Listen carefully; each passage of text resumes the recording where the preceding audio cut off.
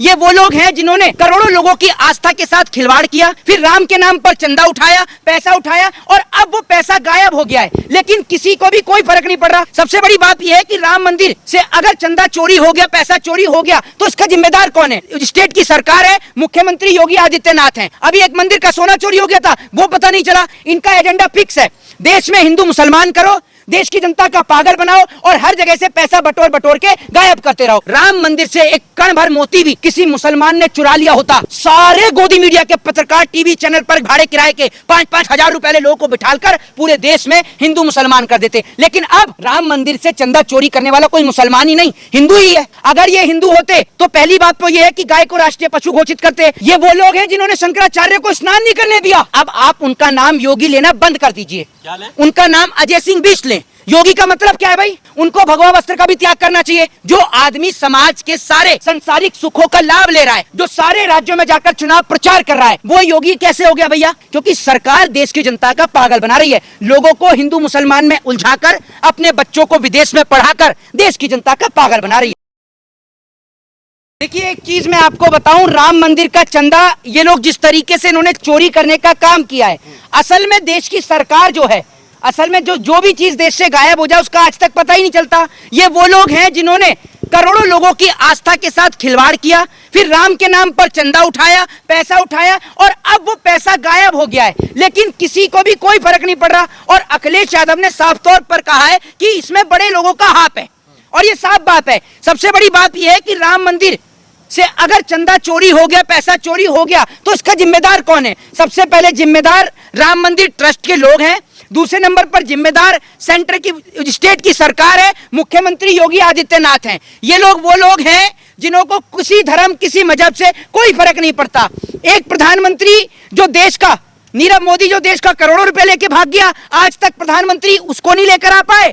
एक और राम मंदिर का पैसा चोरी हो गया, वो पता नहीं चला। अभी एक मंदिर का सोना चोरी हो गया था, वो पता नहीं चला। तो भगवान के नाम पर लोगों को ठगने का काम कर रहे हैं। इनका एजेंडा फिक्स है, देश में हिंदू मुसलमान करो, देश की जनता का पागल बनाओ और हर जगह से पैसा बटोर बटोर के गायब करते रहो। और ये लोग जो अपने आप को हिंदू बताते हैं, ये कहीं से कोई हिंदू नहीं है भैया। अगर ये हिंदू होते तो पहली बात तो ये है कि गाय को राष्ट्रीय पशु घोषित करते, ना ये गाय को राष्ट्रीय पशु घोषित कर रहे। और वहीं माता है हमारी, जी पशु बोल रहे हैं। पहले मेरी बात सुन लीजिए, माता है तो एक बात आप मुझे बताइए कि भाजपा के अंधभक्ति होते होंगे ऐसे जो अपनी माता को सड़क पर छोड़ देते हैं, समझ रहे हैं? हम लोग तो अपनी माता को सड़क पर नहीं छोड़ते। और आप भी जो है खुल करके सामने आ गए हैं, जो चंदा चोरी हुआ है उसको आप किस तरीके से देख रहे हैं? शंकराचार्य, ये वो लोग हैं जिन्होंने शंकराचार्य को स्नान नहीं करने दिया।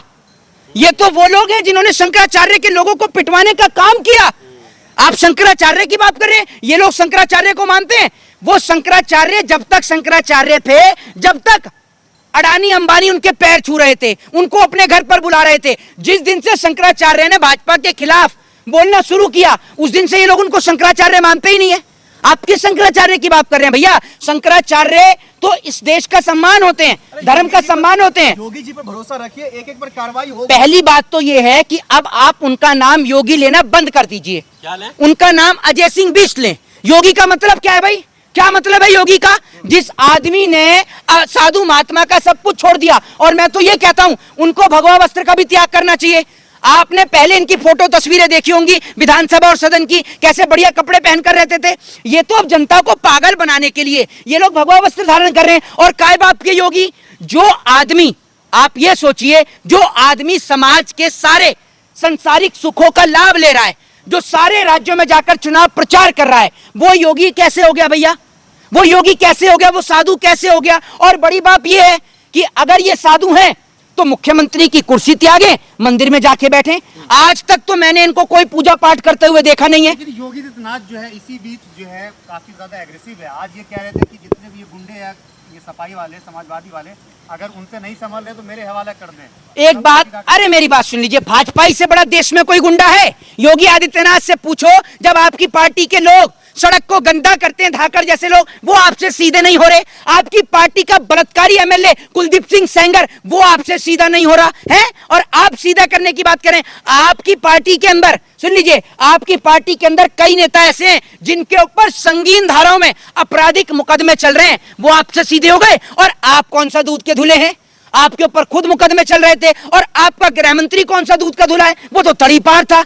आप आपस में ही पहले सीधे हो जाओ, उसके बाद आप जनता को सीधा करना आएंगे बाबा के रडार पे है क्या? बाबा के रडार पे आप भी आएंगे। पहली बात तो ये है कि बाबा के साथ में आप भी आ जाना उनकी चेला छपाटी करने के लिए, समझ गए? हम कोई क्रिमिनल नहीं है, हम कोई चोर डकैत अपराधी नहीं है, समझ गए आप? और ना हम सरकार की चापलूसी करते। बाबा की रडार पर एक बात आप मुझे बताइए, पहले तो बाबा ही आपके सवाल का जवाब दे दें, आपके बाबा उस वक्त पर क्यों नहीं बोलते जब बेटियों के साथ बलात्कार होता है? और आप जो बात कर रहे हैं अपराधियों को भगाने की, तो आपके बाबा का राज्य रेप और बलात्कार के मामले पे पहले नंबर पर आता है, ये बात आपको पता है? दूसरे नंबर पर पहली बात तो ये है, ये आप पत्रकारिता करें क्या करें, चाचा क्या होता है? हैं? ये चाचा क्या होता है? ये साफ समझ में आता है। आप सुन, मेरी बात सुन लीजिए, ये अनपढ़ जाहिल गवारों वाली पत्रकारिता है। पहले तो आप पत्रकारिता का साइंस सीख के आइए। पत्रकारिता किसे कहते हैं? पत्रकारिता का मतलब है जिसमें सरकार जो पत्रकार जो है वो सरकार से सवाल करे, जनता के मुद्दे उठाए। आप आए दिन ये माइक लेकर, एक बात याद रखिएगा, जिस तरीके से हर खांसने वाला केजरीवाल नहीं हो जाता, हर दाढ़ी बढ़ाने वाला रविंद्रनाथ टैगोर नहीं हो जाता, तो हर माइक हाथ में लेने वाला पत्रकार नहीं हो जाता। पहले पत्रकारिता का मतलब बताइए, ठीक है? और वहीं दूसरी ओर पत्रकारिता की परिभाषा को समझिए। आपको क्या लगता है किसने चोरी करवाया होगा? है? चोरी किसने करवाया? एक बात आप मुझे बताइए, पहली बात तो ये है, वो बिहार में देखा, बिहार में टावर के टावर गायब हो रहे हैं, बिहार में टावर के टावर गायब हो रहे हैं, मंदिरों से चंदा गायब हो रहा है, देश से बेटियां गायब हो रही हैं। भैया पैसा तो पैसा, जब देश से बेटियां लापता हो रही हैं, वो बेटियों का पता ही नहीं चल रहा। और बड़ी बात यह है, सरकार ने इस देश के अंदर कुछ ऐसे जाहिल गवार अंधभक्तों को पाल रखा है जो हर मुद्दे पर मट्टी डालने का काम करते हैं। देश से बेटियां लापता हो तो उनको हिंदू मुसलमान दिखा दिया जाता है, देश के अंदर बेटियों के साथ बलात्कार हो तो उनकी आंख नहीं खुलती। इस देश के अंदर पत्रकार क्या हैं? पत्रकार वो लोग हैं जो सिर्फ हिंदू मुसलमान के नाम पर एक्टिव होते हैं, वरना इनकी आंख ही नहीं खुलती, वरना तो ये सोए पड़े रहते हैं। किसी पत्रकार में सरकार से पूछने का दम नहीं है। वही मैं आपको बता दूं, अगर राम मंदिर से एक कण भर मोती भी किसी मुसलमान ने चुरा लिया होता, सारे गोदी मीडिया के पत्रकार टीवी चैनल पर भाड़े किराए के 5-5 हजार रुपए वाले लोगों को बिठाकर पूरे देश में हिंदू मुसलमान कर देते। लेकिन अब राम मंदिर से चंदा चोरी करने वाला कोई मुसलमान ही नहीं, हिंदू ही है, तो इसलिए कोई बात नहीं कर रहा, कोई चर्चा नहीं कर रहा। ये लोग लोगों की आस्था के साथ खिलवाड़ कर रहे हैं। बड़े लोग हैं वो जी, ब्रजभूषण ने कहा बड़े लोग हैं, मैं नाम लूंगा तो बवाल हो जाए। हाँ, तो बड़े लोग ही हैं, बड़े लोग ही हैं, सबको पता है कि कौन चोर है। वो लोग हैं जो बड़े लेवल पर देश से पैसा ले जाने वालों को भगा देते हैं। आज तक सरकार के राज में कोई वापस आया है? विजय माल्या, नीरव मोदी, मेहुल चौकसी, जो देश का पैसा लेकर भग गया वो भग ही गया, आज तक कोई वापस ही नहीं आया। सरकार तो देश की जनता का पागल बना रही है। सरकार बेवकूफ है।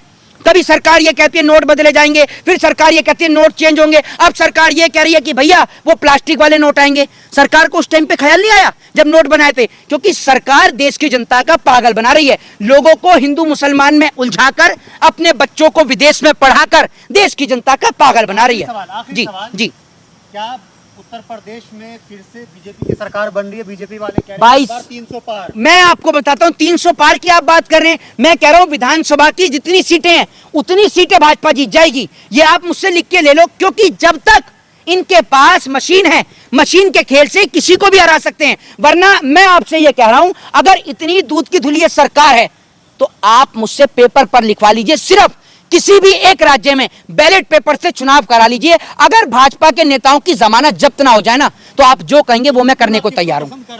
किसको? यूपी के अंदर मैं क्या, पूरी यूपी की जनता अखिलेश यादव को पसंद कर रही है।